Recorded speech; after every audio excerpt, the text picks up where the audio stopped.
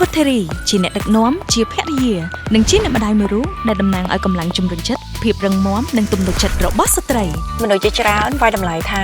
ស្ត្រីមានផ្ទៃពោះឬអ្នកម្ដាយពុំអាចបំពេញតួនាទីជាបុគ្គលិកល្អដោយអ្នកដទៃឡើយប៉ុន្តែខ្ញុំដឹងពីសមត្ថភាពនិងគោលដៅខ្លួនឯងច្បាស់អញ្ចឹងសម្ដីអ្នកដទៃមិនអាចបំបាក់ទឹកចិត្តខ្ញុំជាដាច់ខាតខ្ញុំសម្រេចចិត្តដាក់កូនឲ្យចូលរៀនតាំងពីអាយុ1 ខួបខ្ញុំតែមានការរំពឹងទុកខ្ពស់ចំពោះខ្លួនឯងហើយក៏តាំងចិត្តធ្វើឲ្យអស់ពីសមត្ថភាព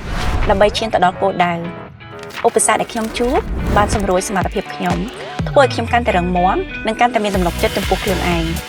សម្រាប់វុធារីភាពជឿជាក់គឺបានមកពីការតស៊ូប្រឹងប្រែងលះបង់និងក្តីស្រឡាញ់មកពីគ្រួសាររបស់នាង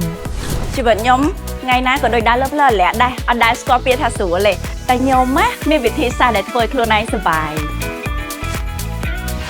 ទោះរវល់យ៉ាងណាខ្ញុំមិនដែលភ្លេចថែទាំសុខភាពនិងស្រឡាញ់ខ្លួនឯងឡើយហើយភាពជឿជាក់ផ្ដើមចេញពីស្បែកស្អាតដូច្នេះហើយខ្ញុំជ្រើសរើសយកសាប៊ូទឹកដុសខ្លួនលុចដើម្បីស្បែកទន់ភ្លឺរលោងនិងអារម្មណ៍ស្រស់ស្រាយល្អ My beauty my strength ស្បែកទន់ភ្លឺរលោងគ្រប់ចលនាជំនះបានគ្រប់ការប្រកួតប្រជែង